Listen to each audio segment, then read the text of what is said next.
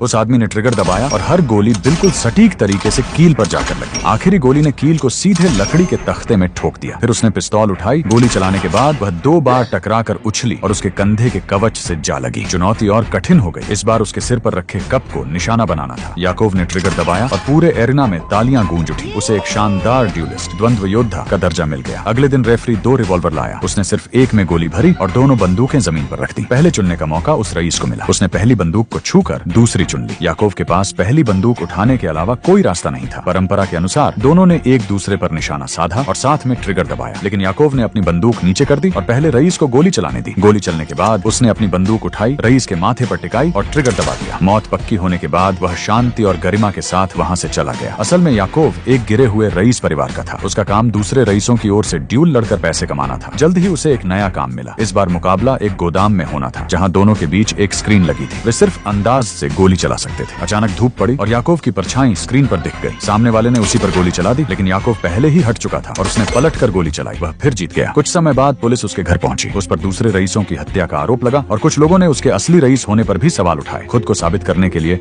Yakov ने revolver निकाली। उसमें सिर्फ एक गोली भरी और एक रईस को रूसी रूलेट खेलने की चुनौती दी। दोनों बारी बारी से ट्रिगर दबाते रहे। 4 बार कुछ नहीं हुआ। जब अगली बार गोली चली और फिर भी किसी को चोट नहीं लगी तो रईस डर गया। उसने मान लिया कि वह अब याकोव की हैसियत पर सवाल नहीं उठाएगा। आखिर में याकोव ने एक आखिरी गोली जमीन में दागी और वहाँ से चला गया। रईस के मन में गहरा डर बैठ गया और बाकी लोग उसकी हिम्मत देखकर हैरान रह गए। और इस फिल्म का नाम है डी ड्यूलिस्ट।